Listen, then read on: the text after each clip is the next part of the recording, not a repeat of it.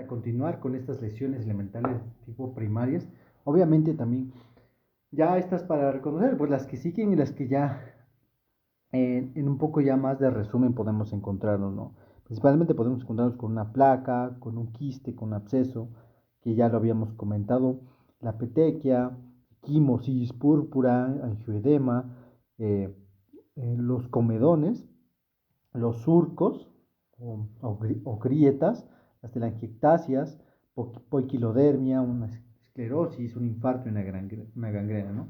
Pero específicamente hay que recordar características o puntos importantes de ellos.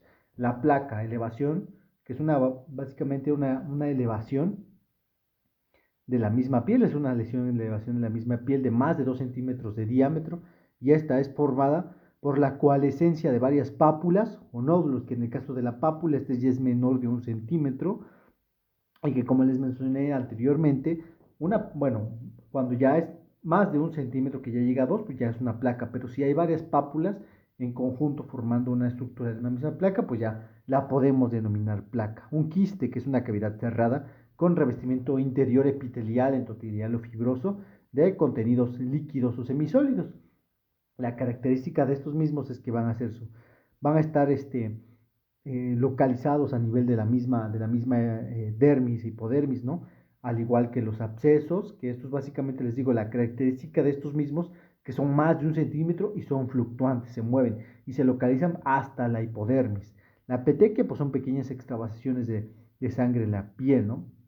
Pequeños puntitos ahí. Una equimosis es la extravasación de sangre en la piel de mayor tamaño.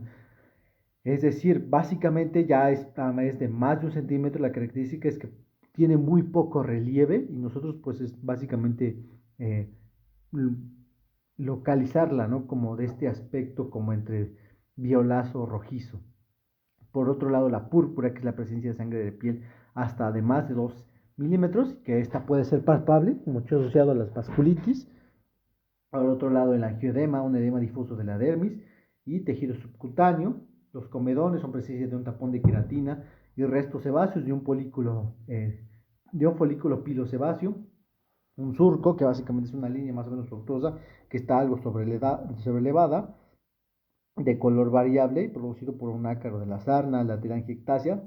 Es una dilatación visible de vasos cutáneos de pequeño tamaño, de aspecto como de arañas, y importante a la hora de identificar también lesiones, por ejemplo, que tienen que ver con vasculitis, ¿no? Una poiquilodermia, combinación de atrofia, hiperpigmentación reticulada y telangiectasias, esclerosis, induración de los tejidos subcutáneos, un infarto, que es básicamente una área que en esta hay necrosis, que puede ser por oclusión de mismos vasos, o bien una gangrena, que ya esta es muerte tisular debido a la pérdida de riego sanguíneo, ¿no? Ambas dos anteriores pueden ser, por ejemplo, nosotros encontrar a nivel de lesiones elementales, por ejemplo, de un pediabético, de una insuficiencia venosa, ¿no? Cuando ya existe una pequeña ulceración.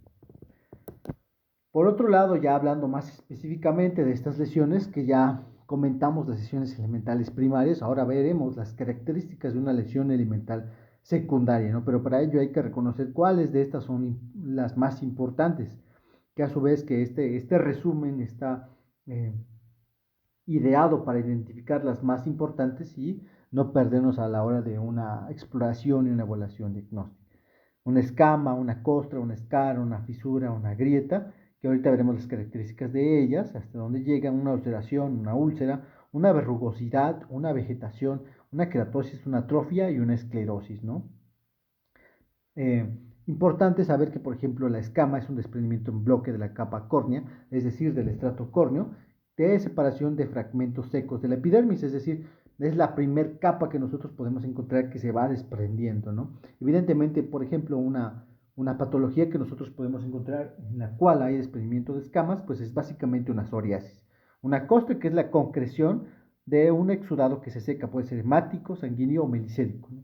Pero ya básicamente es el secado de un proceso generalmente de la misma cicatrización. Una escara, que es un producto de eliminación de una zona de necrosis, que puede ser negra, insensible, y la característica importante de la escara es que básicamente la temperatura local que nosotros podemos palpar va a estar disminuida. Por otro lado, la fisura o la grieta que la característica importante es que ambas son de un corte lineal hasta la piel, pero la fisura, específicamente la epidermis, la primera capa, y la grieta, pues ya abarca hasta la dermis, ¿no? Y por otro lado, nosotros aquí mismo podemos identificar que una grieta va a ser más dolorosa y más sensible a la temperatura, y aquí encontramos estos mecanorreceptores y estos también receptores de la temperatura. Ulceración y la úlcera, diferencia es que una es aguda, de un proceso agudo en el caso de la ulceración, y la úlcera ya es la concreción de la misma ulceración, es decir, ya esta es la crónica. Esta es pérdida de la sustancia que afecta a la epidermis, la dermis, el hipodermis, y que al repararse va a dejar una cicatriz, característica importante de la úlcera. La verrugosidad es seca, la vegetación va a ser húmeda, y van a hacer levantamiento de esta misma lesión, pero va a ser de un aspecto amamelado, es decir, como de pequeños pequeños, de varios relieves, ¿no?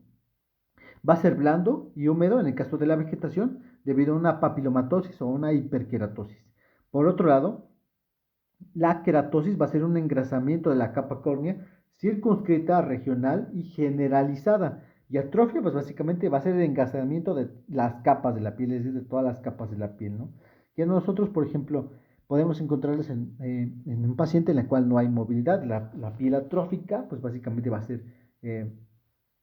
a estar lisa, va a ser de aspecto como quebrante, pues básicamente no va a tener nutrientes, no va a estar nutrida esa piel. Y la esclerosis, pues es un endurecimiento de la piel por formación difusa de tejido conjuntivo en dermis e hipodermis, es decir, abarcando de las dos capas, de las dos últimas capas, ¿no? En la cual ya te manda la vasculatura y en este caso las, la dermis tanto papilar como reticular, es decir, aquella que ya nosotros aquí vamos a tener sensaciones de presión y de temperatura. Por otro lado, también tenemos ya como tal la cicatriz y la liquenificación.